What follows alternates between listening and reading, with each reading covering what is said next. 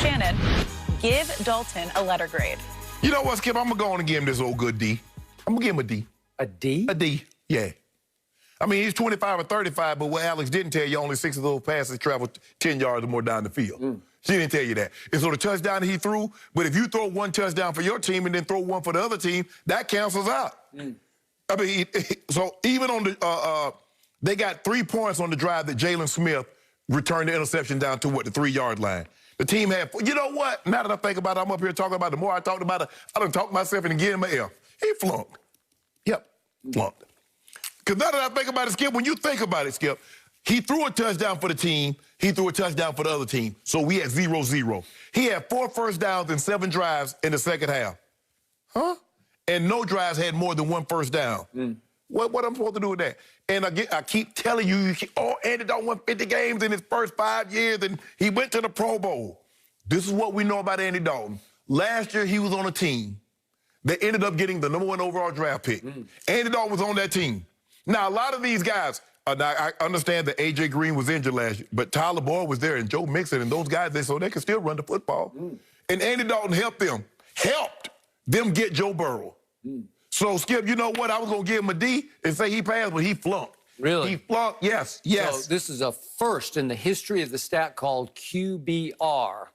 Andy Dalton had a 74 QBR. That's on a scale of 0 to 100. 74 is pretty great. And he got an F for a 74 QBR. 2 plus 2 equals No. Skip, 0. what did eye test tell you? I don't know QBR, Skip. I'm talking about this play. Thank you for asking that. My eye test told me that Andy Dalton played a superb football game under degree of difficulty scale of 0 to 10, a 10. Degree of difficulty. He lost his 2 best linemen, his 2 tackles in the first drive of the game.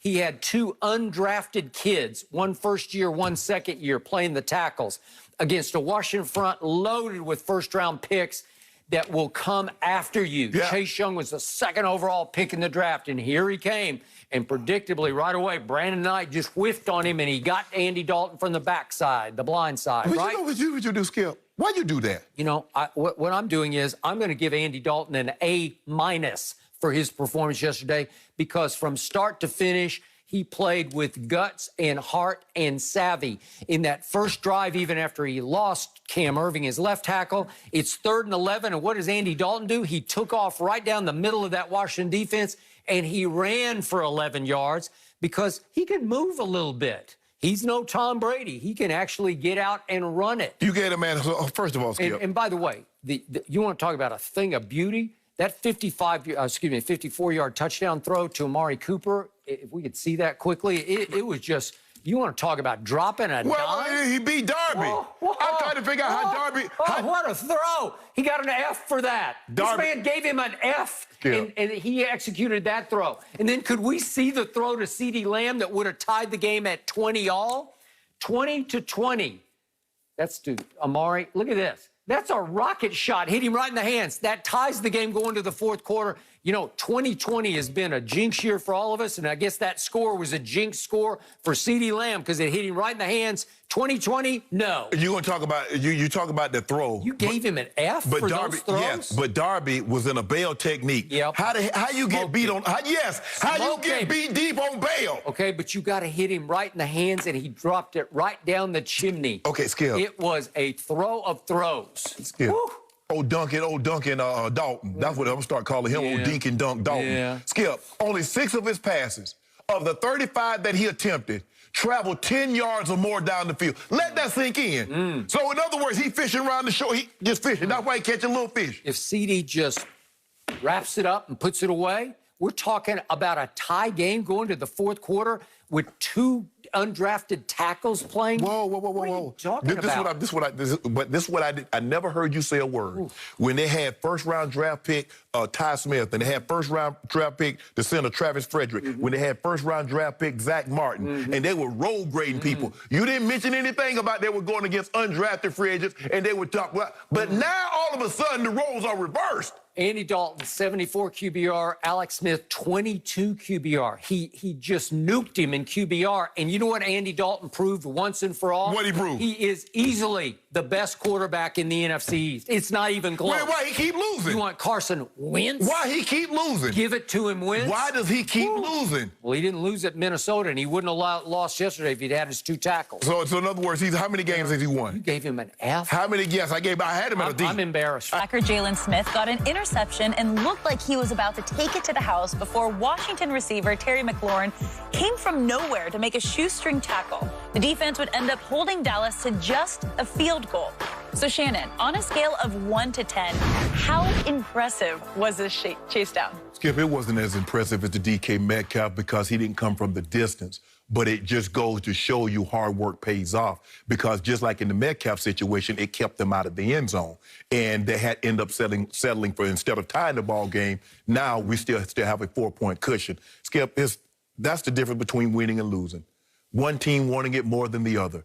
Because we had talked about the Cowboys not hustling on the Odell Beckham play. You're like, Skip, where's the hustle? You never know what could happen if you stop him. Because at that point in time, Skip, remember, you had cut it to a 1-possession game. Yep.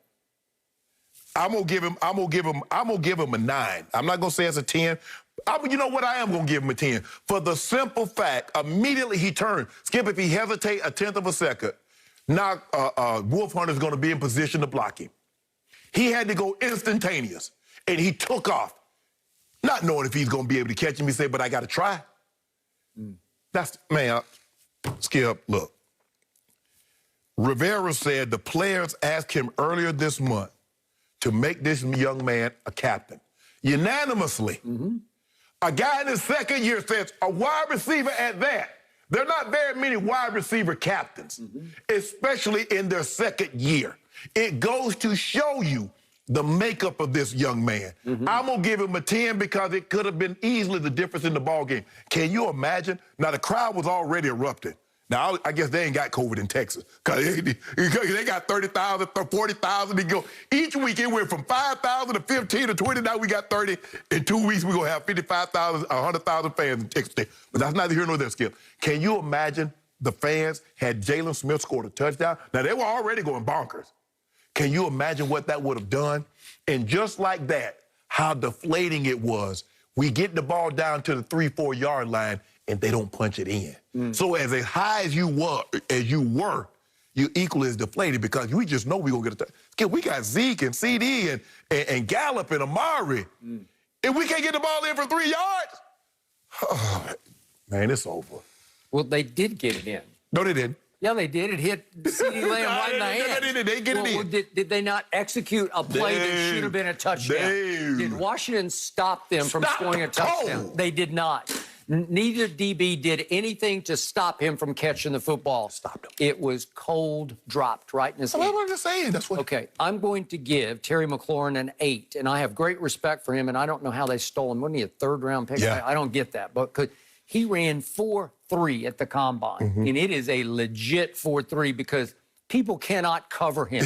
They tried all day with 2, and they still couldn't cover him. The point was, I'm not going to degenerate here on Undisputed to the point where I'm giving a kid props for doing his job. Right. Because that's your job. You know this, and you've chased guys after an interception. It's part of being a football player. An offensive player is you turn and you run. There's no reason not to try your guts out to go stop him because you ran 4.3. Now, once upon a time, Jalen Smith ran 4.44 pre-injury, but he does not run a 4.40 anymore. He had a career-threatening knee injury, which is how Jerry Jones stole him in the 2nd round. Yeah.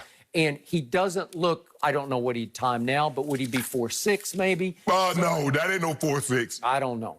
But the point was, Terry McLaurin knows in his soul he can run him down, right? It's an easy chase down, but you got to have the will to do it. You can't be too cool for that school. Right. You know, you can't say, oh, God, that's a bad break. Yeah, it was a bad break, but you can undercut it. You can cancel it just by doing your job. Use your talent to chase him But down. how many times have we seen guys not do their job? Too many. So, totally agree. And that was the difference, Skip, because he's like I said, he had to go immediately because a tenth of a second later, Wolf Hunter's in position. Wolf Hunter almost got